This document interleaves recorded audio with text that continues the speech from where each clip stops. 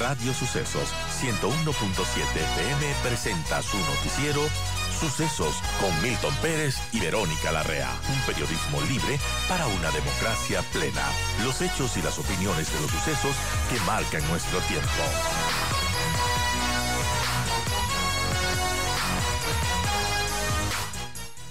Continuamos con nuestra agenda de entrevistas, las 7:50, gracias a Felipe Rivadeneira, presidente de FedExport, de la Federación de Exportadores del país, quien nos va a hacer un balance de todo lo que ha implicado estas jornadas de movilización para el sector productivo de nuestro país y las pérdidas tras estos 2 días de paro, de lo que veo, según una nota de primicia, superan los $26 millones. Una cifra impresionante. Felipe, gracias por estar con nosotros, bienvenido. ¿Y qué nos puede comentar sobre esta tercera jornada de movilizaciones, de paralizaciones y violencia? Bienvenido. Hola Verónica, qué gusto poderle saludar y a través suyo a su distinguida audiencia. A ver, hoy día nos levantamos más preocupados que ayer, esa es la verdad. No puedo decirle otra cosa. Se ha radicalizado la protesta, lamentablemente. Creo que se han perdido 2 días importantes de ver maneras o de estrategias de buscar diálogo. Nosotros el día domingo en la noche, como sector exportador ecuatoriano, hicimos un exhorto a la dirigencia indígena para que sus manifestaciones se enmarquen dentro de la Constitución, de la ley y de la sensatez. Prime la sensatez. El Ecuador viene arrastrando periodos muy complicados económicos, y producto justamente de lo que ocurrió y de lo que se generó en octubre del 2019, que lamentablemente, inconcebiblemente, nuestra asamblea cometió, me parece a mí, un acto que debe ser juzgado por la historia al dar amnistía e indulto a quienes están generando el caos ahora, hay que decirlo así. Y el Ecuador creo que tiene que tener muy claramente quiénes fueron los que hicieron ese indulto. Y encima más de esto se agravó con la pandemia, ¿no? Es decir, con la pandemia y las estructuras sociales, las estructuras empresariales se debilitaron, esa es la verdad, y el empleo, por ende, se destrozó en el país. 7 de cada 10 ecuatorianos no tienen empleo. Esa es la verdad. Entonces, dígame usted, ¿de qué sirve generar una protesta o disfrazar un acto de vandalismo, se podría decir, de ataque a la propiedad privada, porque eso es lo que vivimos el día de ayer? Nuestro gremio afiliado Expoflores, a través de un sistema muy importante de conexión con todas las fincas, esta vez sí creo que pudo mandar en directo a todo el país cómo sucedían los actos vandálicos, es decir, cómo entraban a las fincas a querer sacar a la fuerza a los trabajadores, atentando 3 derechos constitucionales directos, ¿no? 1, la libre movilidad. 2, la afectación a la propiedad privada. Y 3, el derecho al trabajo de la gente. Porque lo que hacen es amedrentar para que la gente no trabaje. Porque, Verónica, 150,000 familias viven de las exportaciones en la sierra del país. En el sector de flores, en el sector del brócoli, en el sector de la madera, en el sector de las frutas y las hortalizas congeladas, y la mayor parte de esas gente que trabaja ahí son familias, son mujeres, son madres de hogar que sostienen a sus familias y les amenazan para que no vayan a trabajar. Expoflores ha manifestado públicamente chats, Verónica, chats en donde les amenazan de que dejen de ir a trabajar. Entonces, si uno conversa con los trabajadores, y sería bueno que ustedes como prensa también les contacten y pidan la versión a quienes están trabajando en nuestras empresas. Ellos quieren trabajar, quieren seguir produciendo, porque saben que el Ecuador de alguna manera estaba empezando a sacar la cabeza debajo del agua, y lo que quieren los generadores del caos de estos pseudo dirigentes, que yo creo que no representan correctamente un movimiento milenario como es el movimiento indígena en el Ecuador, quieren buscar el caos, quieren generar imposiciones por la fuerza de tesis que no representan a la mayoría de los ecuatorianos. Son una minoría que tiene que tener su consideración, sí, pero una minoría no puede imponer sus condiciones en un país democrático. Por eso el exhorto que hicimos nosotros a que se enmarquen dentro del orden constitucional, a que busquen los mecanismos adecuados. Tienen por primera vez en la historia 25 asambleístas en la Asamblea, Verónica Pachacuti, que usen las herramientas que usa todo el mundo.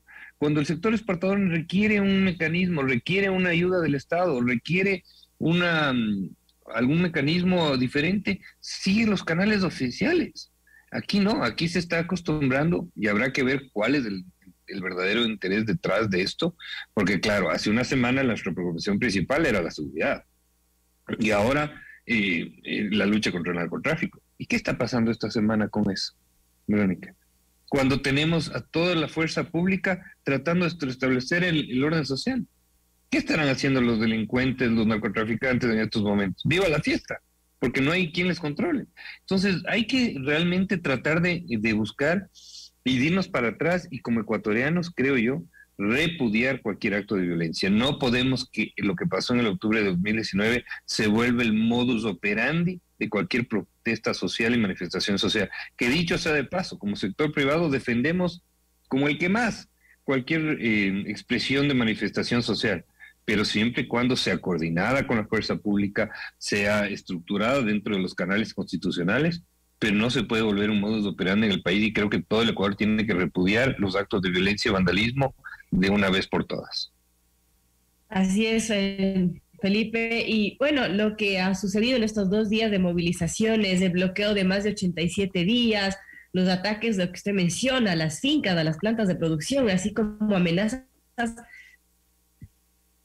a los trabajadores y todo esto que ha impedido la llegada de los productos a los centros de acopio, a los aeropuertos, a las terminales marítimas.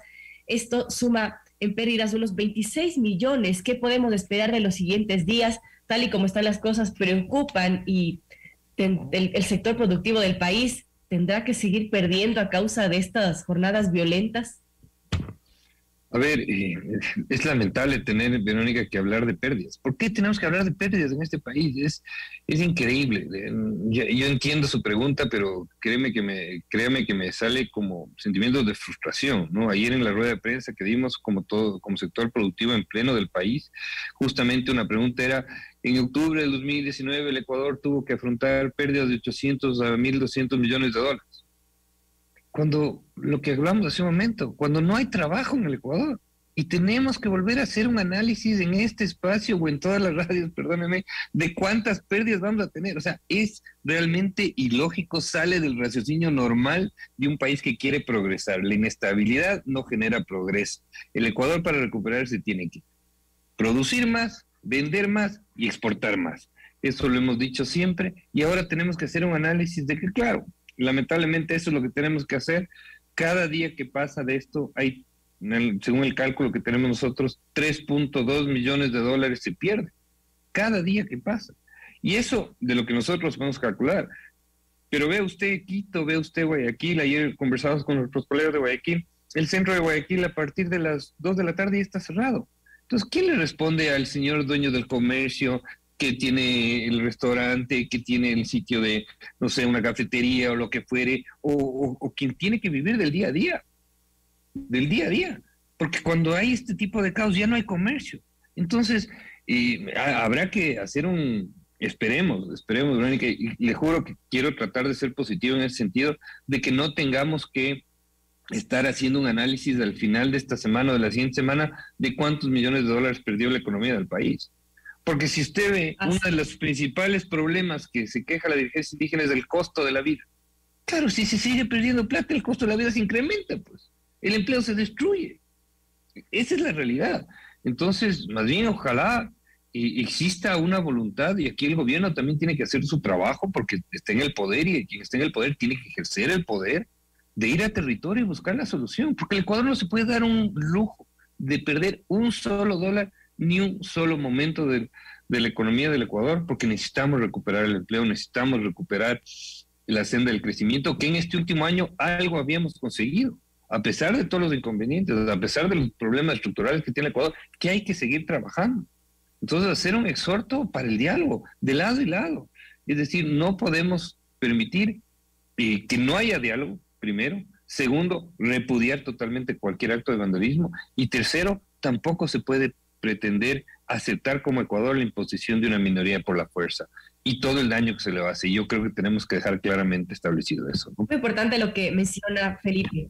Así es, muy importante, Felipe. Ahora, sí, nadie quiere hablar de pérdidas, pero eso es lo que ha venido pasando. Ocurrió octubre de 2019 con estas protestas terribles. Luego vino la pandemia. Estamos en medio de la pandemia tratando de salir. Viene este conflicto entre Rusia y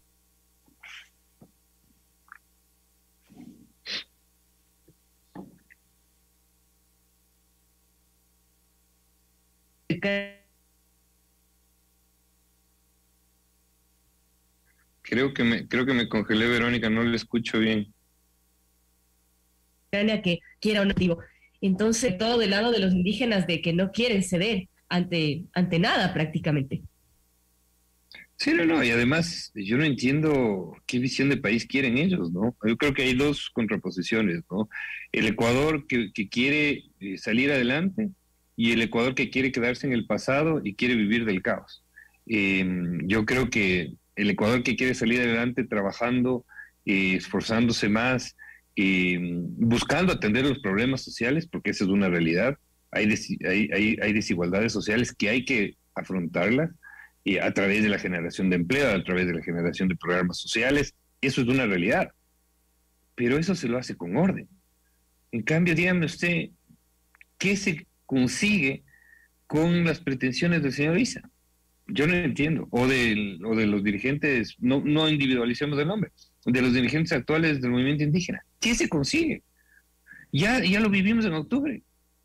Se destrozó el país, se generaron $1.200 millones de pérdida. ¿Y qué se sacó como Ecuador? Absolutamente nada. Lo que se obtuvo fue más destrucción de empleo, más pérdidas económicas, destrucción de la propiedad privada, se estableció un pésimo antecedente de miedo, ¿no es cierto? Entonces, yo creo que los ecuatorianos tenemos que salir a repudiar frontalmente este tema y eso sí, exigir el diálogo y exigir también que se establezca un precedente para que las manifestaciones sociales que se den de aquí a futuro no se generen violencia, porque el ejemplo que estamos dando a las generaciones que vienen es realmente pésimo y a otros colectivos sociales también es pésimo. Y la Asamblea tiene su gran culpa aquí, al haber dado ese indulto y esa amnistía. Perdóneme que vuelva sobre ese tema, pero generó un pésimo precedente. A mi forma de ver, es casi un acto de traición a la patria. ¿Y por qué le digo a la patria? Porque está traicionando a las futuras generaciones, está traicionando a la gente que se esfuerza por tener la propiedad privada, que fue víctima de esos destrozos. Es realmente algo que tenemos que trabajarlo. Yo creo que urgentemente hay que hacer un llamado, un diálogo fundamental. Tal vez la Iglesia tenga que intervenir, tenga que ver en organismos internacionales, pero el Ecuador, insisto, no puede parar, no se puede dar el lujo de parar, no podemos estar... imagínense ahorita la gente que trabaja en las fincas. En vez de estar preocupado de a quién vendo más, cómo produzco más, cómo genero más empleo, está preocupado de que ojalá venga la policía para protegerlos, ojalá vengan mis trabajadores para poder producir, y si es que transcurre la jornada medio en paz, ojalá pueda tener el trabajo el día siguiente. Eso no puede pasar en Ecuador. Es muy lamentable, Felipe, y parece que hay grupos que, la verdad, buscan ese caos, buscan esa violencia y pescan a río revuelto. Gracias a Felipe Rivadeneira por estar con nosotros. Son las 8:03. Gracias a usted, Verónica. Un fuerte abrazo.